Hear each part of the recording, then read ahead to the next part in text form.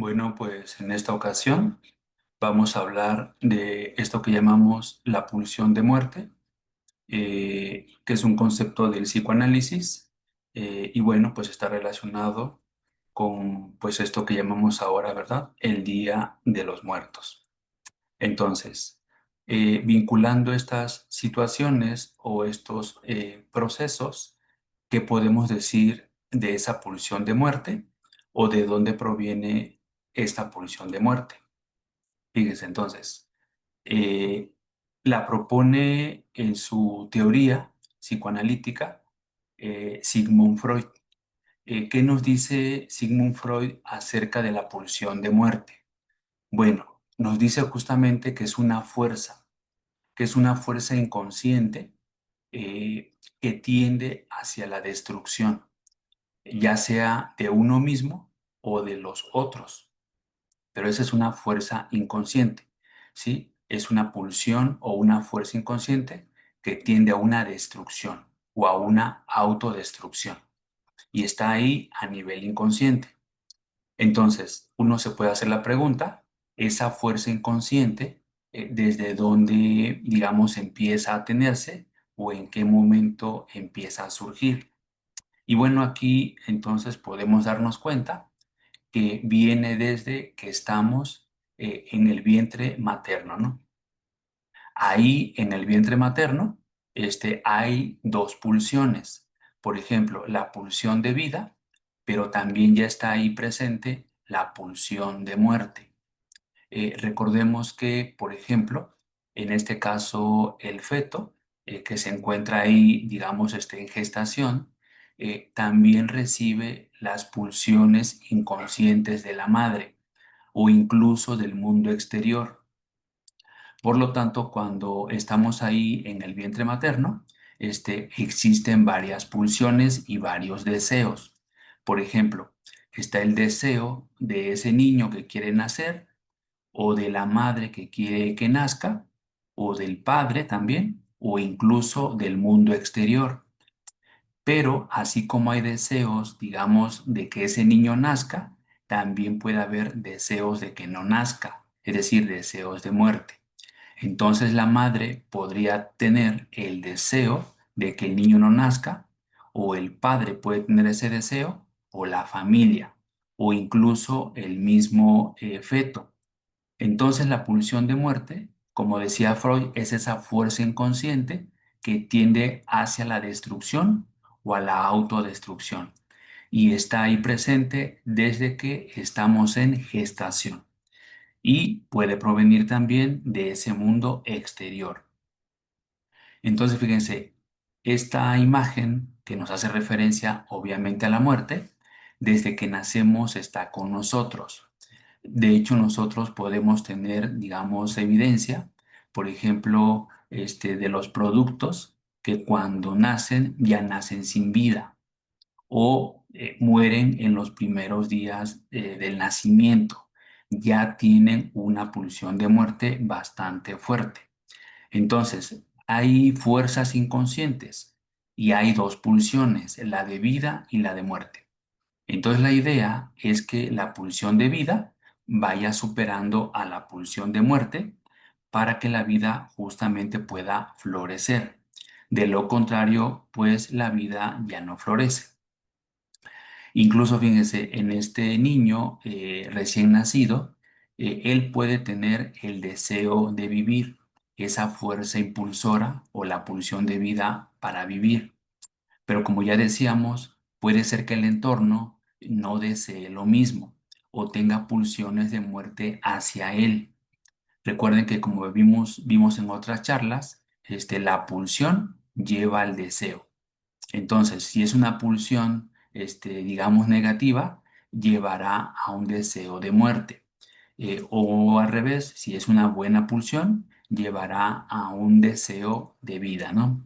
Entonces, este niño puede tener una pulsión de vida, pero el entorno, las personas que le rodean, pueden tener pulsiones de muerte.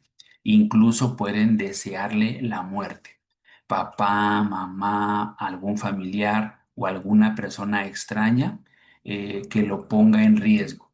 Entonces, desde que nacemos o desde que estamos en el vientre materno, estamos expuestos a la muerte, ¿no? A esas pulsiones inconscientes, no solo de nosotros mismos, sino también de aquellos o de aquel mundo que nos rodea, ¿no? Ahora, fíjense, ese niño que quizá al principio, cuando está recién nacido, no puede hablar, pero cuando enferma, enferma de algo, enferma de alguno de sus órganos, ¿no? Entonces, esas pulsiones de muerte que reciben del mundo exterior hace que se enferme algo de él, una parte de él. Y lo mismo cuando estamos adultos, algo empieza a enfermar de nosotros. Puede ser el corazón, puede ser los pulmones, los riñones, el hígado, algo porque ese órgano responde a un evento traumático. Y entonces, digamos, de todo nuestro cuerpo, algo empieza a morir, algo empieza a tener pulsión de muerte. Recuerden la conexión entre el órgano y la psique que hablamos en otra charla. Entonces, estas pulsiones o estos eventos traumáticos, también se correlacionan o se conectan con la muerte del órgano, ¿no? Entonces, si un órgano muere o si un órgano falla, evidentemente todo el sistema va a fallar o todo el sistema se va a alterar.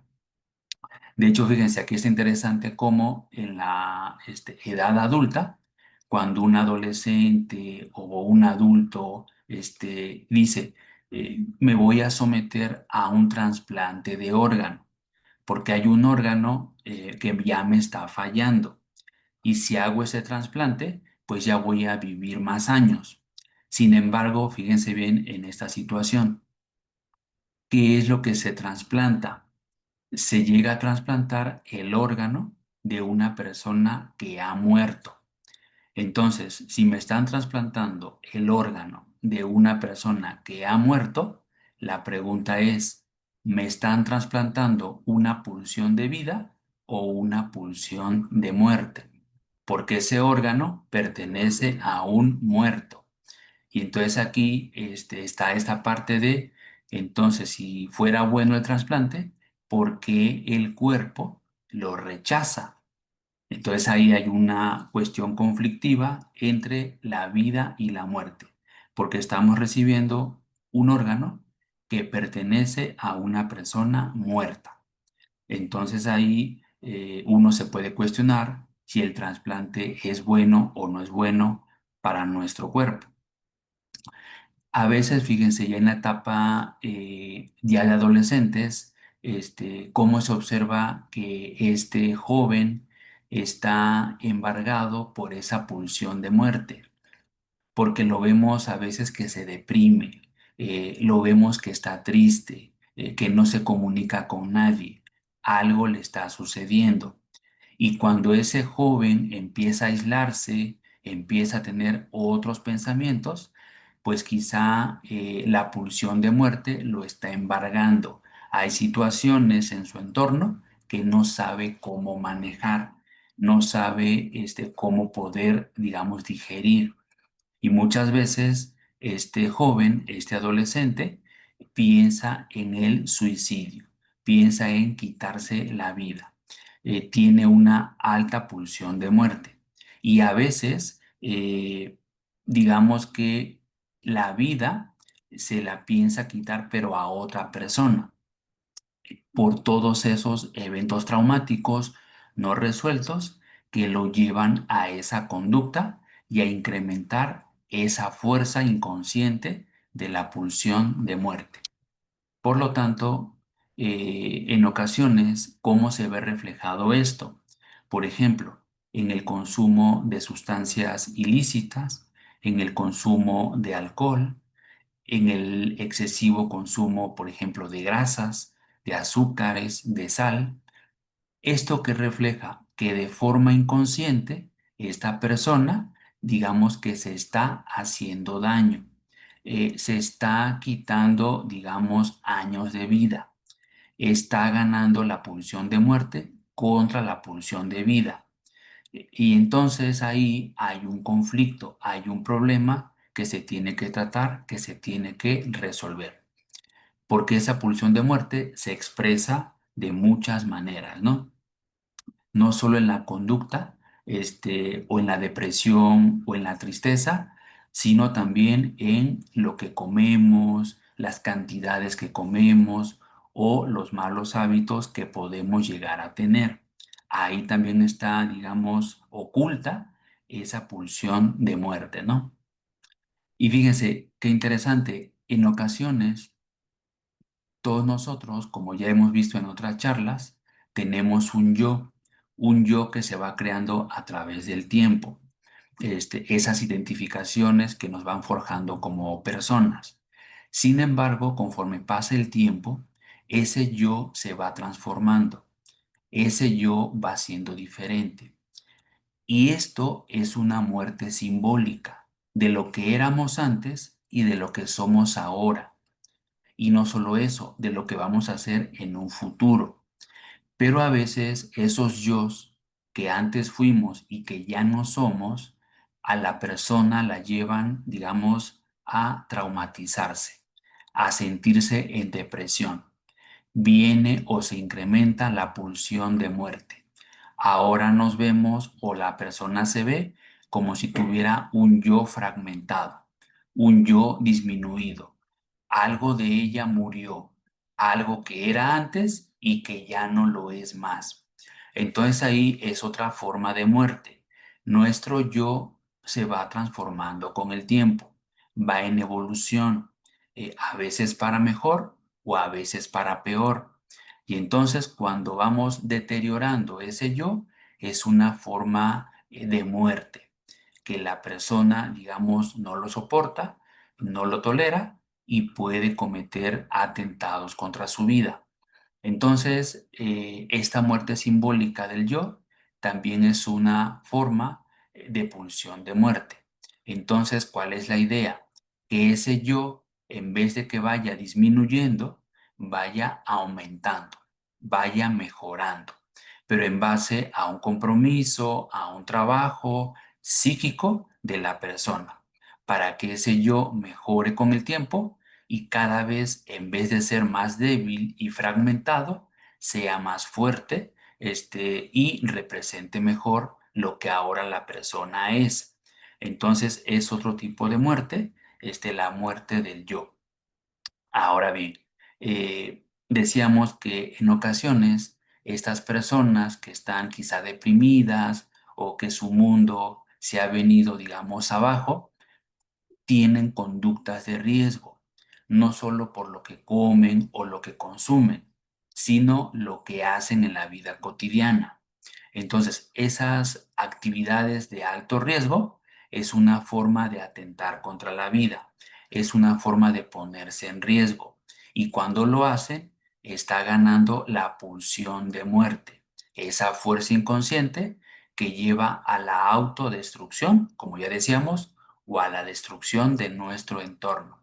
Entonces, cada persona que uno ve en la vida cotidiana, por ejemplo, pasándose un semáforo o haciendo actividades de mucho riesgo, poniendo en riesgo su vida, inconscientemente está ganando en esas personas la pulsión de muerte, ¿sí? Uno lo puede ver como algo quizá normal. Ah, se atravesó un semáforo cuando aún no cambiaba, digamos, a rojo, pero está poniendo en riesgo su vida, ¿no? O por ejemplo, practica deportes de alto riesgo. ¿Por qué será que esa persona, cada vez que hace deportes, pone en riesgo su vida? ¿Qué está pasando? Como dice otro psicoanalista, que es Jacques Lacan, estas personas viven en el goce. Y ese goce, recuerden que es ese punto, donde está, digamos, ahí la balanza entre la pulsión de vida y la pulsión de muerte, ¿no? Porque quizá la persona dice, es que quiero tener la experiencia de la vida, vivir esa experiencia, esa adrenalina, pero a la vez hay un hilo muy delgado entre la vida y la muerte, porque esa actividad lo pone en riesgo y lo puede llevar a la muerte. Entonces están viviendo en el goce según Jacques Lacan. Y bueno, ¿esto a qué los puede llevar? Como decíamos, ¿no? A la muerte. Entonces, quizá la persona no se daba cuenta, pero esas actividades de riesgo lo llevan a terminar con su vida, ¿no? Donde pues ya no hay un retorno, ¿no? O a veces, fíjense, no siempre la persona muere. Sin embargo, podemos decirlo de una manera diferente. Está muerto en vida. ¿Por qué? Porque la persona enferma y a veces esa enfermedad le dura toda la vida. Unas de esas o varias de esas son las enfermedades crónicas. Es esa balanza entre la vida y la muerte, ¿sí? Quiero vivir, pero a la vez quiero morir. O quiero morir, pero a la vez quiero vivir. Estás en esa balanza. Son las enfermedades crónico-degenerativas, ¿no? Entonces ahí hay un problema. ¿Por qué siempre estás enfermo? ¿Por qué tienes hipertensión? ¿Por qué estás enfermo de diabetes, ¿no? Que son enfermedades que duran mucho tiempo. Entonces ahí hay un problema. Hay un problema que la persona no ha visto y que lo ha llevado a ese estado de enfermedad, en este caso de enfermedad crónica. Entonces no nos damos cuenta, pero a veces esas pulsiones de muerte inconscientes nos llevan a este estado de enfermedad. En ocasiones, esas pulsiones de muerte, ¿de dónde vienen? Por ejemplo, de un rompimiento, de un rompimiento con una pareja, de un rompimiento de una amistad, se fractura una relación y esa relación lleva al individuo a una depresión, a no querer estar ya más en este mundo. Ya no encuentra un camino, ya no tiene pulsión de vida, lo embarga la pulsión y el deseo de muerte. Entonces, esas fracturas, esos rompimientos pueden llevar a estos deseos inconscientes de muerte. Pero también a dónde podemos ir con esas pulsiones de muerte si aparecen, por ejemplo, fracturas en nuestra familia, una familia fragmentada o desintegrada, donde hay conflictos o hay divorcios, hay separaciones, o se fue papá, o nos abandonó mamá, o murió papá, o murió mamá, algo pasó. Y esas fracturas llevan a estos individuos que viven estos procesos a pensar en la muerte, a tener una gran pulsión de muerte y empiezan con la enfermedad y a veces atentan contra su vida o contra la vida de otros, ¿no? Entonces son fracturas que van ocurriendo en el mundo en que vivimos, en la vida social, ¿no? Y fíjense, a veces también estos rompimientos o estas separaciones, por ejemplo, eh, nos separamos de un grupo de amigos porque ya terminamos con ellos un ciclo. Ya terminamos, por ejemplo, la escuela, o ya nos cambiamos de trabajo, o ya nos cambiamos de ciudad, y entonces hay una separación natural de los que antes fueran nuestros amigos, pero que ahora ya no lo son. Y estos rompimientos pueden llevar a los individuos a tener eventos o presentar esto, digamos, una pulsión de muerte, porque para ellos esta situación o rompimiento o separación representa un evento traumático porque ya no va a ver a sus amigos y tendrá que fortalecer ese yo para generar nuevas relaciones de amistad. Pero aquí están estos rompimientos que se van dando en nuestra vida social, que también, digamos, van generando, van alimentando estas pulsiones de muerte, ¿no? Otra forma de ver que hay una pulsión de muerte muy significativa, por ejemplo, cuando este individuo duerme muy poco, ¿sí? Entonces duerme muy poco y entonces inconscientemente al dormir poco está afectando su salud. está enfermando al dormir muy poco. Pero también la contraparte, está el individuo que duerme de más, duerme horas de más. También ahí se ve la pulsión de muerte. Por eso todo es un equilibrio entre la pulsión de vida y la pulsión de muerte. Entonces, el dormir mucho o en exceso refleja una depresión, hay un problema. El dormir muy poco también refleja ahí una pulsión de muerte, porque eso te va a llevar a la enfermedad.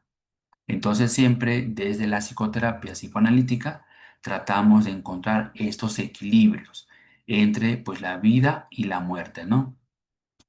Y entonces todo esto que hemos estado comentando, el dormir poco, el dormir de más, esos hábitos, que no son sanos, consumo de drogas, de alcohol, actividades de riesgo, las separaciones, las rupturas, pueden llevar al individuo, obviamente, a la muerte, ¿no? Claro, sabemos que todos vamos a morir, pero en estos casos el individuo busca la muerte, busca su muerte, busca adelantar el proceso, ¿sí? Y ese es el conflicto, que el individuo inconscientemente está buscando terminar con su vida o con la vida de otros, ¿no? Por lo tanto, fíjense, cuando llega este momento de la muerte, dependiendo de las creencias de las personas, muchos hablan de que, bueno, hay una transición hacia otro mundo o hacia un mundo espiritual, dependiendo de la creencia religiosa, ¿no? Hay personas que no tienen estas creencias en ninguna religión y dicen, bueno, cuando llega a mi muerte, ahí termina todo. Bueno, entonces, según la creencia de cada uno, puede haber algo más cuando llega la muerte. Sin embargo, si nos vamos al punto de vista filosófico, ¿qué nos dice, por ejemplo, René Descartes? Que nosotros, los seres humanos, estamos formados por dos tipos de sustancia. La sustancia extensa, que ese es el cuerpo o la materia, que justamente es lo que muere, pero también nos formamos de la sustancia pensante, es decir, el alma, el espíritu. Y justamente esa sustancia pensante, esa es la que permanece, la que no muere.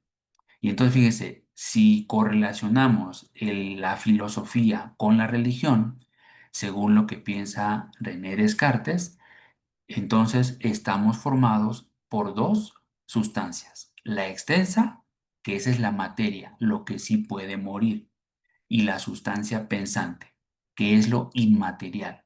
Decíamos ahorita, ¿no? Lo pensante, el alma, el espíritu. Y cuando llega este momento de la muerte, esa sustancia pensante, pues no muere, permanece.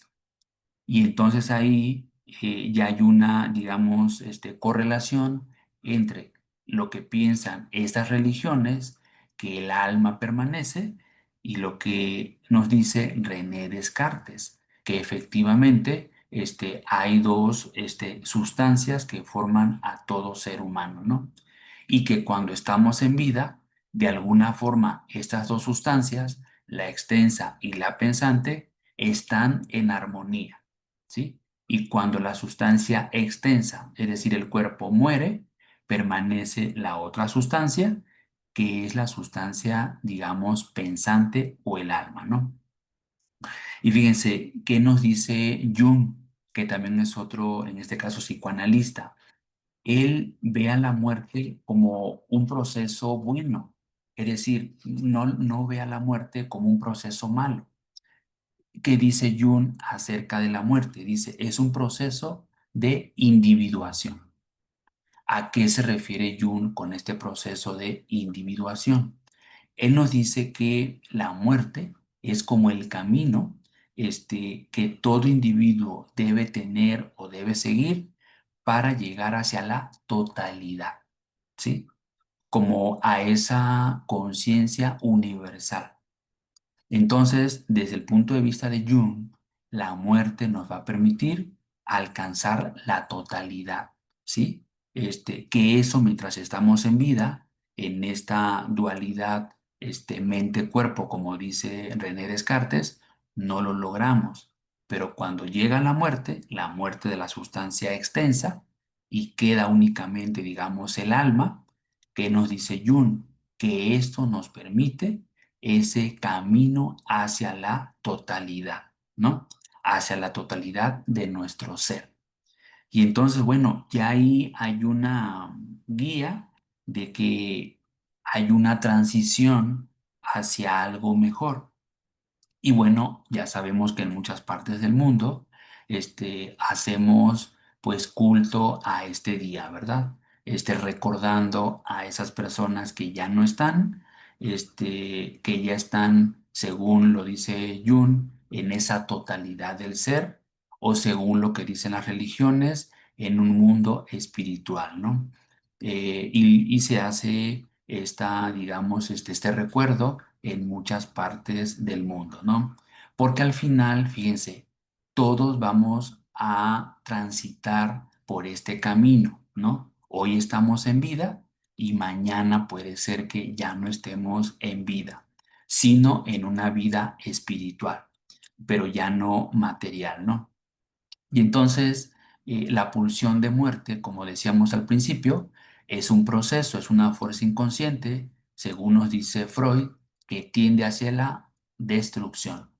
Entonces, cuando esos procesos, digamos que el individuo los adelanta, es cuando ahí entra el psicoanálisis, para que el individuo, digamos que trate de alargar su pulsión de vida y no cometa, por ejemplo, actos de suicidio o de homicidio, atentando contra la vida del otro, y que el individuo tenga buenos deseos y que tenga una buena vida, aunque al final sabemos que llegará la muerte, pero podemos llegar a este punto, digamos, con un crecimiento del yo, aceptar este camino o esta transición, hacer una transición, digamos, espiritual y en paz, ¿no? Y entonces, bueno, siempre se recuerda a los que ya no están, a los niños, a los adolescentes, a los que no nacieron, a los ancianos, y no solo de las generaciones recientes, sí, sino de nuestros ancestros, ¿verdad? Incluso personas que fueron nuestros ancestros, pues que no conocimos, ¿verdad? Y todos en algún momento vamos a hacer esa transición. Entonces, ¿podemos evitarlo? No. ¿Qué es lo que sí podemos hacer? Estando en esta vida, trabajar para que esta vida o este tránsito sea mejor y que no lleguemos, como ya decíamos, ¿no? De una forma destructiva a este momento, ¿no? Sino que lleguemos de una forma, digamos, mejor, aceptando el proceso, aceptando la transición. Y es por eso que ahí entra, digamos, el psicoanálisis, ¿no? Para disminuir esas pulsiones de muerte que quizá el individuo tiene desde etapas muy tempranas, ¿no? O no solo el individuo, sino, como ya decíamos antes, las personas que le rodean y que le pueden desear la muerte, ¿no? Entonces, en la vida todo muere, ¿no? Morimos nosotros, van muriendo nuestros órganos, van muriendo las relaciones, va muriendo una parte de la familia, van muriendo las amistades, las parejas. La muerte es un proceso natural y siempre está presente. Pero, ¿cuál es el punto? Que mientras estamos en vida, esa pulsión de muerte habrá que disminuirla para que gane la pulsión de vida y no lleguemos a etapas tempranas a la enfermedad, ¿sí? O a desaparecer de este mundo en un momento en que quizá no nos tocaba, ¿verdad? Por eso es importante, como ya dijimos, no poner nuestra vida en riesgo, ¿no? Aceptar esta transición, la transición del yo. Efectivamente, vamos a envejecer, nos vamos a hacer más lentos, vamos a depender de otros en muchas situaciones. Y eso también es algo que debemos de ir aceptando. Vamos a ir perdiendo fuerzas, vamos a ir perdiendo habilidades cognitivas. Y bueno, es un poco de lo que viene gradualmente. La pulsión de muerte sí se va a presentar, pero de manera gradual. Y lo más importante es ir teniendo, digamos, esta aceptación para que llegue esa muerte con más dignidad, pero desde nuestro yo, ¿sí? Por lo tanto, estos excesos de los que ya hablamos, si no podemos detenernos en consumir las drogas, el alcohol, alimentos que hacen daño, será necesario entrar en un proceso de análisis, ¿no? Ir a terapia para ver qué está pasando en nuestra psique. ¿Por qué tengo ahí, digamos, esas pulsiones de muerte, significativas de las cuales no me estoy dando cuenta? Ahorita vemos en nuestra sociedad tantos chicos jóvenes que atentan contra su vida. Hay algo que no están diciendo, hay algo que los está afectando, pero no van a terapia. Y la idea es que vayan a terapia, que expresen lo que piensan, de qué están deprimidos, cuál es el evento traumático que no pueden ellos resolver. Bueno, entonces en terapia se puede abrir ese campo para que ellos se puedan expresar, ¿no? Y como ya decíamos, ¿no? A veces esta pulsión de muerte, ¿en dónde se observa? En la enfermedad del órgano. ¿Por qué me enfermé o me estoy enfermando del corazón? ¿Sí? ¿Cuál es ahí el simbólico? ¿Cuál es el trauma que estoy viviendo? ¿Por qué me estoy enfermando del hígado? ¿Qué está pasando? ¿Por qué tengo ahí la enfermedad de los riñones o de los pulmones? Hay que verlo desde la psicoterapia psicoanalítica para que veamos cuál es el evento traumático que estás pasando y que no te estás dando cuenta, ¿no? Y por lo tanto, como ya decíamos al principio, desde que nacemos, desde que somos niños o estamos en el vientre materno, tenemos ahí estas pulsiones de vida y de muerte, ¿no? Es decir, la muerte siempre está ahí. Y entonces, ¿qué es lo que nosotros hacemos? Tratar de que estas pulsiones de muerte, esta fuerza inconsciente, disminuya su energía, ¿no? A lo largo de nuestra vida.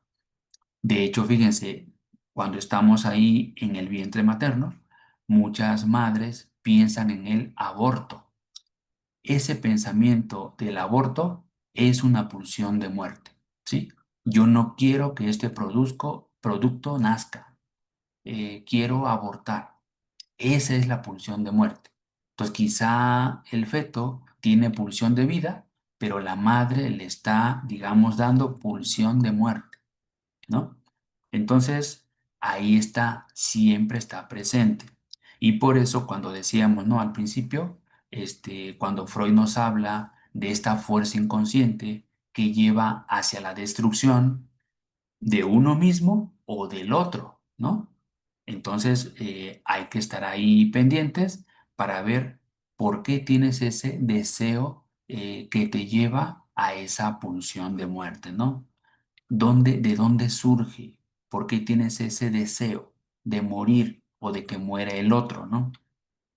Y bueno, por eso estamos ahorita hablando de esta pulsión de muerte, porque bueno, pues el día pues lo amerita, ¿no? Al final de cuentas, sabemos que la muerte va a llegar.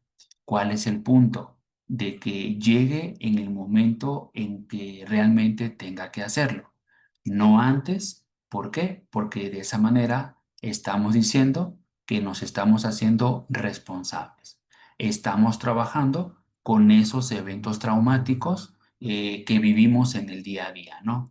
Esas separaciones las estamos procesando bien, estamos trabajando con nuestro yo, con nuestro crecimiento personal. Entonces, todo eso va a disminuir la pulsión de muerte y va a aumentar la pulsión de vida. Y tendremos una mejor vida sin enfermedades, ¿no? Y ya cuando llegue el momento, cuando llegue el tiempo, cuando ya estemos más viejos, va a haber un deterioro natural. Eso es evidente y eso es normal, porque todo en la vida, ¿verdad? También tiene que morir, todo, para que haya esa evolución, como nos dice Jung. Entonces, pero que llegue en el momento adecuado, sin adelantar, sin tener esos pensamientos destructivos desde que somos niños o adolescentes o adultos jóvenes, ¿no? Llevar esos procesos de una forma, digamos, sana, ¿no? Estos cambios, bueno, relaciones que van terminando, y lo podamos aceptar, ¿no? Podamos decir, bueno, terminó una relación, pero puede empezar otra. Quizás se fracturó una familia, pero yo puedo formar una nueva familia, ¿no? Quizá ya no tengo los amigos del pasado, pero puedo tener nuevos amigos, ¿no? Y son muchas situaciones que quizá el individuo, de manera aislada, no las puede resolver. De ahí la importancia de ir a psicoterapia, ¿no?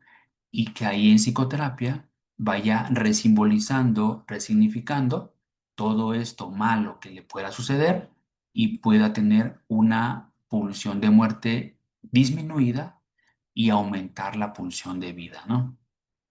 Bueno, entonces vamos a terminar nuestra colaboración y por ahí, ya saben, en el canal hay otros temas del psicoanálisis interesantes y todo va teniendo una relación, ¿no? ¿Cuál es la idea? Comprender mejor cada día cómo funciona nuestra psique, ¿no? ¿Por qué enfermamos? ¿Por qué nos deprimimos? ¿Por qué queremos quitarnos la vida, ¿no? ¿Por qué queremos quitarle quizá la vida al otro, ¿no? ¿De dónde viene la depresión? ¿Cómo es que transitamos por esos eventos traumáticos, ¿no? Entonces, bueno, eh, ahí pueden revisar los otros contenidos y bueno, nos veremos en nuestra siguiente colaboración.